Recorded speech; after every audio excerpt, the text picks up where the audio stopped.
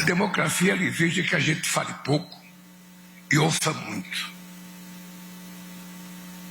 É muito melhor a gente ouvir do que a gente ficar pensando sozinho em fazer as coisas. E o dia de hoje, além de estarmos aniversariando 3 anos de mandato, do nosso 3º mandato, é um dia que muita gente nesse país pode comemorar. Primeiro, pela manutenção do Estado de Direito Democrático nesse país. Segundo, com aquilo que nós conseguimos conquistar e colocar em prática nesse país política de inclusão social, que teve a participação de todos vocês. Teve a participação do povo, teve a participação do Poder Executivo, a participação dos ministros, a participação dos dirigentes sindicais, a participação do Congresso, Câmara e Senado. Porque muitas vezes as pessoas veem uma disputa de ideias ou de teses entre Poder Executivo e Poder Legislativo, e muitas vezes a imprensa já cunha que há uma guerra entre o Senado, entre a Câmara e o Poder Executivo. O que nós provamos nesses 3 anos de mandato é que a democracia ela é a arte do impossível e ela é a arte da competência, da convivência democrática na adversidade.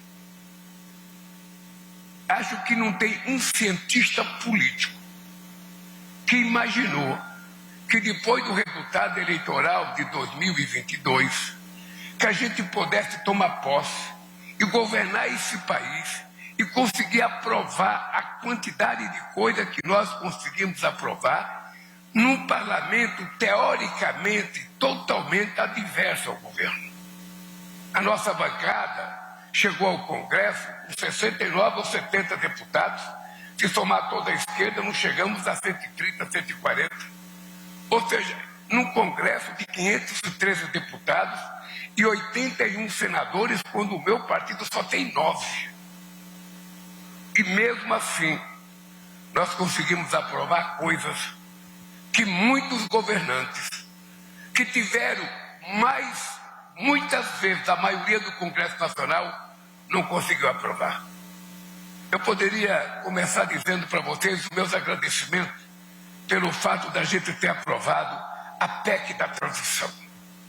A PEC da transição é uma coisa que poderia entrar no Guinness Book, pela competência política e pela tolerância política de todos os envolvidos. Porque o dado concreto é que a PEC da tolerância fez com que, pela primeira vez na história da humanidade e da democracia, alguém começasse a governar antes de tomar posse.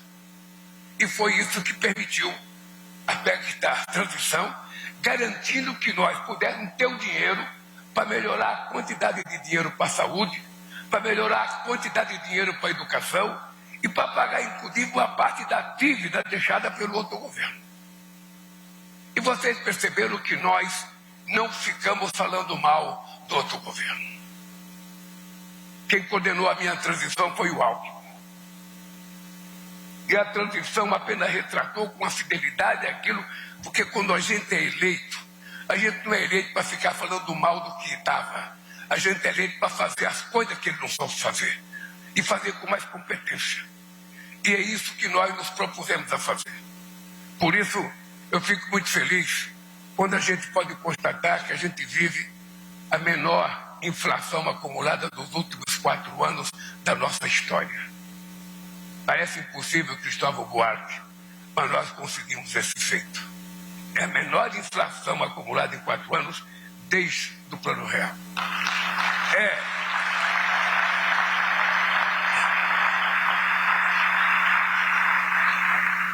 É o maior aumento da massa salarial desde que começou a fazer pesquisa.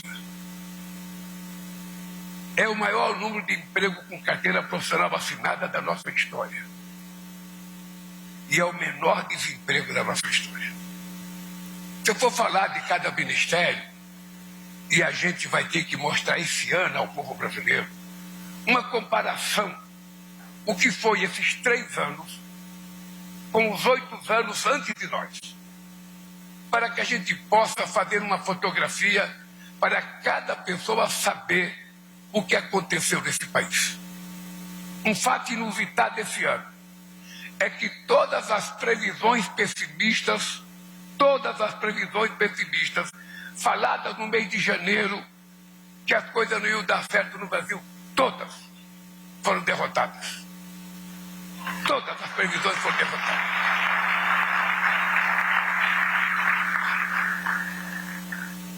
E quem estiver apostando outra vez no negativismo vai perder outra vez. Vai perder outra vez. Então, companheiros, esse ato de hoje é uma exaltação, sabe? É esse momento que estamos vivendo. É esse momento de manutenção do Estado de Direito Democrático, ao acompanhar o comportamento da Suprema Corte, que foi um comportamento magistral e que não se submeteu aos caprichos de ninguém e que pôde permitir que, quando você exerce a democracia, a gente pode ver as coisas acontecerem da forma mais previsível possível.